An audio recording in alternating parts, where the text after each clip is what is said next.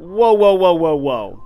You mean to tell me that I woke up this morning to see that Nintendo had posted a 7-minute Metroid Prime 4 overview trailer?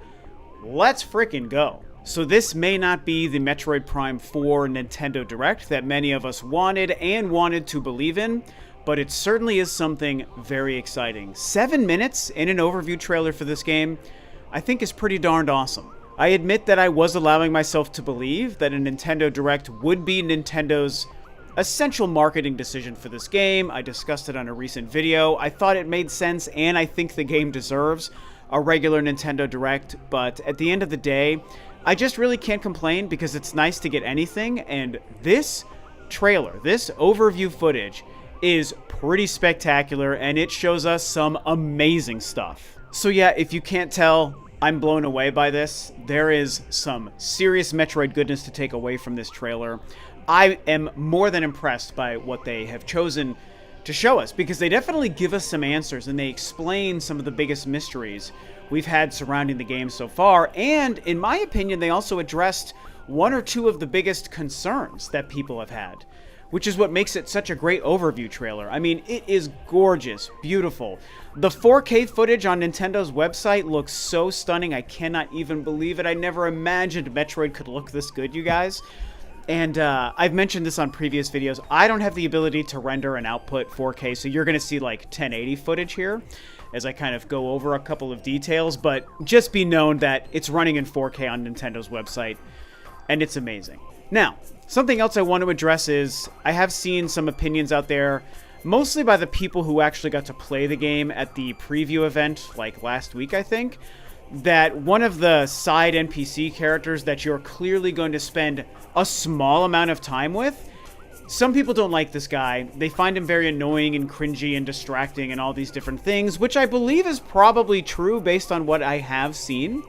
But I also believe that it's only going to be a small part of the experience, okay? Because the people at the preview event, they play one specific slice of the game, and Nintendo and Retro clearly chose to have these people play a part of the game where this guy is very prominent as a side character. But if you pay attention, you can tell the full structure of this game isn't going to be about Samus always having somebody with her.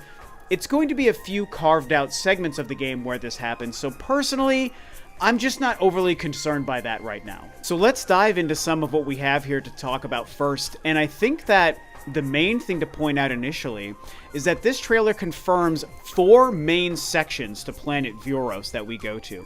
The jungle and forest area that we've seen a lot of footage from is called the Overgrown Jungle, or Fury Green. Every area seems to have 2 titles. Not entirely sure why, but they do. The rainy, kind of Matrix-y, Star Wars-looking planet is called the Thunderous Factory, or the Volt Forge, which I think is very important, using the word forge there. And the ice area is called the Frozen Laboratory, or the Ice Belt, which we've seen all the wolf footage in. And then we also have the Molten Facility, or the Flare Pool. So we've got a fire area, an ice area, a rainy area, and a jungle area. To me, this is all fantastic. I love what I see of the jungle area, the Fury Green it was called, because it reminds me of just the Talon 4 overworld, and I think that areas like this in Metroid games tend to make me feel the most like I'm lost somewhere, that I'm Samus by myself trying to figure out how to get somewhere, and I just love the way it looks, and it's gorgeous. So we've seen these 4 areas. It's all very exciting stuff. So one thing I do want to call out is that at the beginning of this trailer, the narrator does introduce us to Samus as the protagonist and Sylux as the antagonist, which of course we know these things. But he also references an unexpected disaster, which to me clearly confirms a theory that I've had for a while. Not like it's hard to figure this out if you actually pay attention to the footage, but Sylux is obviously after the artifact, and in the fight with Samus, he accidentally shoots and sets off the artifact. That's what we see in that cutscene. The narrator describes this as an unexpected disaster, so it lets us know that all of this happened basically by mistake, and that when the artifact is set off, we see it basically cover the entire planet of Tanamor, which is where the opening scene happens, with this light and energy, and it seems that that's what transports Samus to the planet Vuros. And as I think we learned throughout the rest of this trailer, other people, other items, other characters also get transported to planet Vuros, which in my opinion also feeds into my time travel theory about all of this. And so I just wanted to point out how the narrator sort of confirms what I've said, that this was all just a mistake and suddenly everyone is somewhere else, even though Psylocke never intended for that to happen. Now I want to call out, when they talk about the scan visor, they show Samus scanning what's very clearly some lore from the Lamorn race, which we know is located on planet Vuros, right? That's a big part of this game. Now, in prior Prime games in the Prime trilogy, there are writings and scribblings and statues and things that you scan throughout all 3 games on all the planets you go to that essentially give you lore and history about some sort of indigenous race or species that used to live on that planet or still live on that planet. And it's a way to world build and, like I said, give us history about different races and beings. And this tablet that we're seeing her scan in this trailer, to me, is going to be the Metroid Prime 4 version of that. Whether Samus has been scanning and learning about the Chozo, or the Luminoth, or the Brionians, I think that's Brionians is how you pronounce it, from the planet Brio in Metroid Prime 3. We're also going to learn about the Lamorn in a similar fashion by scanning, like, this little tablet, this little broken tablet here. So, very cool to see, because it just feels very in line with the Metroid Prime series of games. It's also worth noting that earlier in the trailer, the narrator also references the unlocking, I don't remember, I'm paraphrasing here. He said something to the effect of, you go to the 4 areas on planet Vuros that all house secrets about an ancient race long forgotten, or something to that effect. Which again is going to be a reference to the Lamorn. So the Lamorn are the indigenous species that seem to no longer inhabit the planet, but we do see Samus regularly talking to and interacting with what seem to be ghosts or spirits of the Lamorn. Very similar to the Chozo and the Luminoth in Metroid Prime 2. I very much like what's going on there, and I wanted to call out that the narrator actually references something to that effect. We can then move on to the new powers and abilities. So we see footage of her using her power beam, we see footage of her using missiles. The narrator mentions that there's like some sort of auto fire or quick fire alongside the charge beam. I feel like that's not referencing an actual auto fire machine gun type of capability to her arm cannon in this game. It kind of sounds like that's what he means, but I'm assuming he just means pressing the fire button over and over again to fire single shots or use the charge beam. We see missiles, and we also see something actually very cool. Okay, so we need to talk about the fact that the psychic abilities seem to be given to Samus when she's still using her Varia suit, okay? I referenced in my last trailer breakdown a few weeks ago what seems to be a timeline of her suit and these abilities, because in the beginning on planet Tanimar, she's in her regular Varia suit with nothing different. Then we see footage of her on Vuros, where she's also in her normal Varia suit, but she has the psychic eye on her helmet. Then we see her with the full Viola suit with the psychic eye. And so I've pointed out that there's a very strange timeline, and there's some point in the middle where Samus has her regular suit but has the psychic abilities. And we see a shot of her being given the psychic eye and the psychic abilities while still in her Varia suit. I think this happens one of the times where she's talking to the spirit of a Lamorn. I think one of these Lamorn spirits is going to give it to her before she gets the Viola suit when she still has her Varia suit, and this is, I think, what it looks like. It's just very obvious to me that we're seeing the very first time she's given these psychic abilities, so this explains that kind of mysterious timeline that I've brought up in the past. Now, we really have to talk about this. This is a new psychic ability that confirms a few things. One, I think it confirms that there's no standard grapple in this game like I thought maybe prior, because I've referenced her using what seems to be the grapple lasso or the grapple voltage. In this game, I think it's entirely relegated to the psychic glove, because they talk about she's got her psychic abilities clearly coming from the eye in her helmet. They also reference the psychic glove that's grabbing and moving little energy things around and opening doors and activating mechanisms and things like that. But in this shot, we see her using the grapple glove, the psychic glove, to use a grapple to do this amazing move that to me looks very reminiscent to the double claw shot that we see Link use in Twilight Princess. And she's pulling herself up onto this wall, and obviously has a couple of other grapple points where she can kind of, wall jump from side to side onto this platform in the distance. This is entirely new to Metroid and to Metroid Prime, and I absolutely love what we're seeing. It's very, very cool. Okay, we have to talk about this other incredible, I guess it's a psychic ability, a mechanism. It looks like she activates this with her psychic glove, but whatever this is, we've seen Morph Ball cannons used before, like in Metroid Prime 2 and in Metroid Prime 3 very heavily, that shoots Samus in Morph Ball form over a huge chasm or from one platform to another one way in the distance. But here we're seeing the most incredible thing ever. It's like this weird psychic ability Morph Ball track that like just boosts her.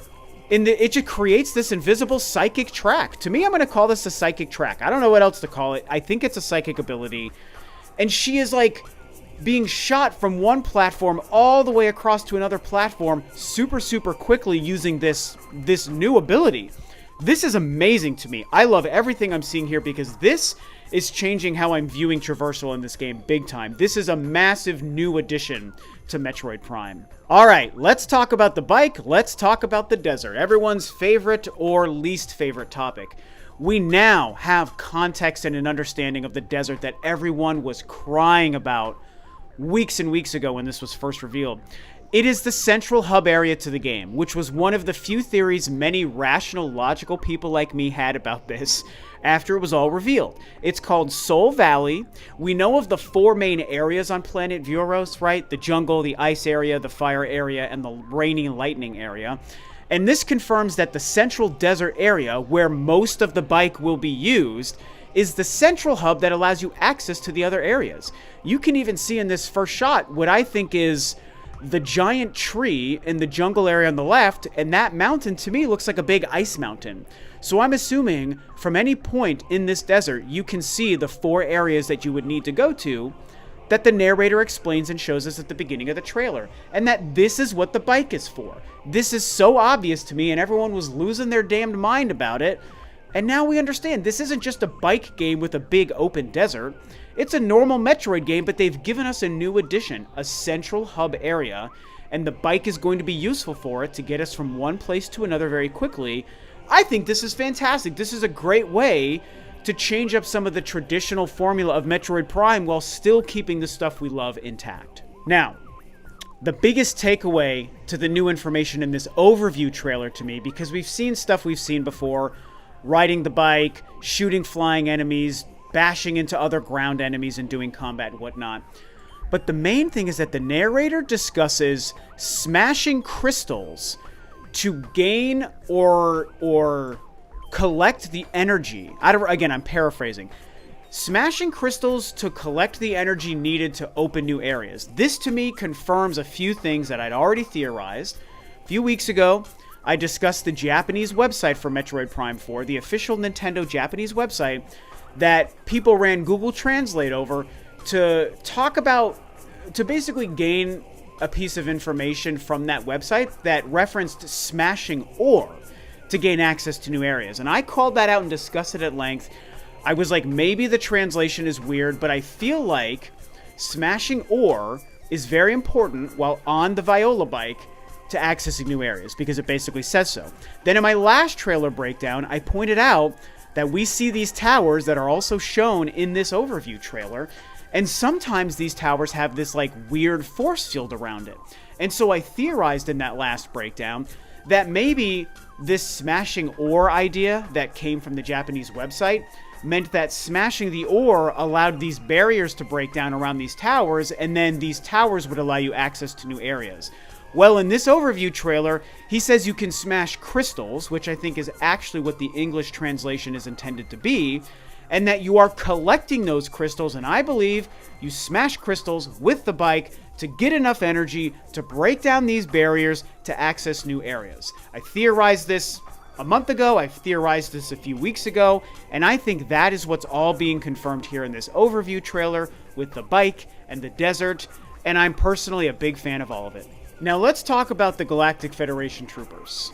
This trailer confirms to us that other troopers are also on Vuros, which to me is part of my larger theory that when the artifact is set off, it not only sends everyone on Tanimar to another planet, but it also sends them to another point in time. And my larger theory is that Tanimar and Vuros are actually the same planet, just in different points of time. I'm going to make a separate video about that. I'm not going to spend too much time in this video talking about it, but I think that's the reason that Samus gets distress beacons from these other Federation troopers around Vuros, and that she has to go find and rescue and work with these other troopers, because I think they were all sent to the planet, which, by the way, means our boy Sylux was probably also sent to planet Vuros and or a different point in time. Now, I personally love this idea, and if we pay attention to the trailer, we can kind of see how it works. We're going to work in tandem with different troopers as we find them. I can almost guarantee you temporarily, you guys, we are still going to be Samus doing solo Samus things. But you're going to work with them temporarily, and it's very much like a Metroid Prime Federation Force kind of a thing, right? So we can see in this shot, we get an indicator and a nameplate for the trooper that we're working with at that time. Here on the left-hand side, we can see Mackenzie, the one all the people were complaining about from the previews. So right now in this section, there's a part of the game where we have to go somewhere and do something with Mackenzie as our partner.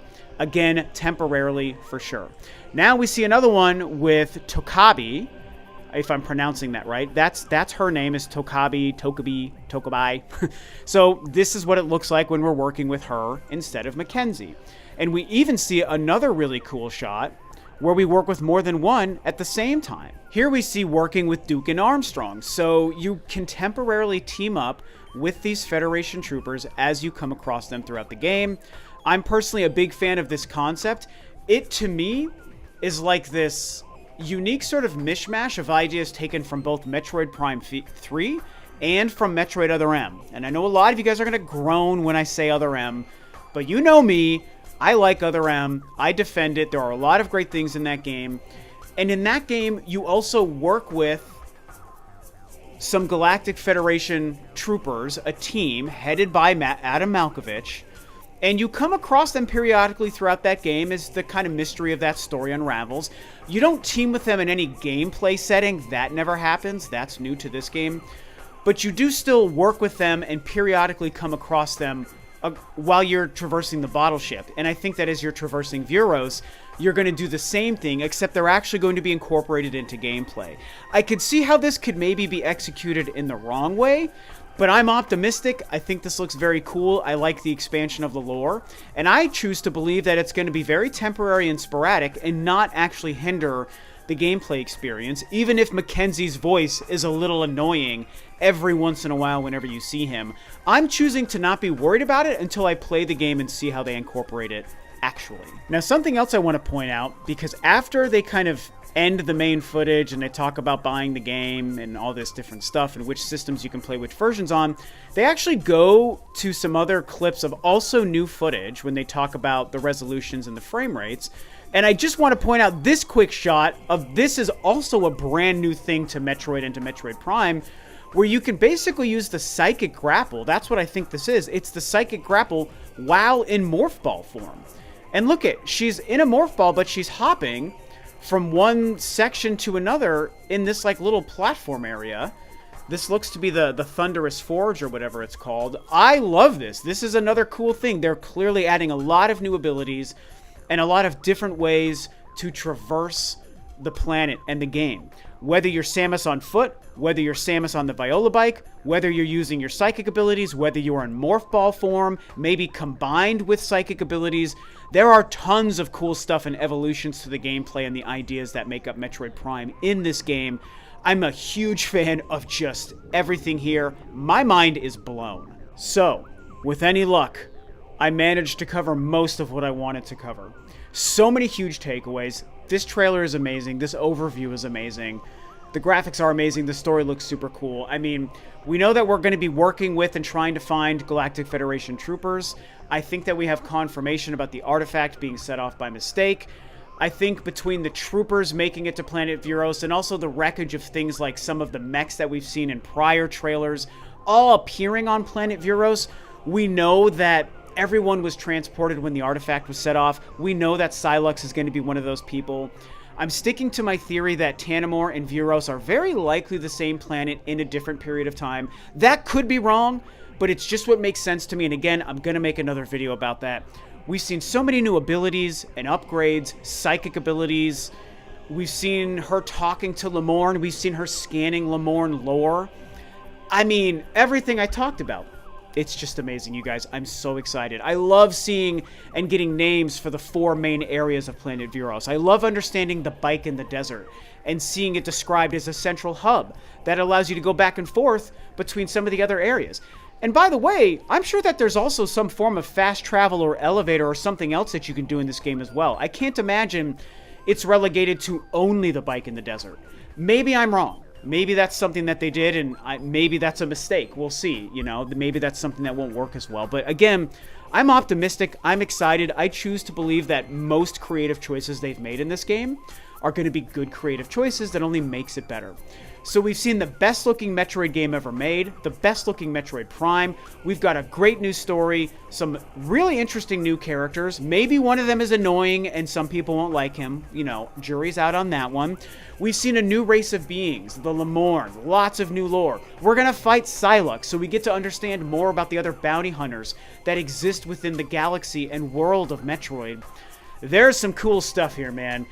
I couldn't be happier with it, like I said. So these are my takeaways. I only watched this twice before making this video because I didn't have a lot of time. So I certainly might have missed something else I meant to talk about, but these are my thoughts and takeaways. I have other videos coming up very soon. The game is less than 3 weeks away, you guys. Talk about my theories. Share your own below. Thank you for watching and listening, and I will see you next time.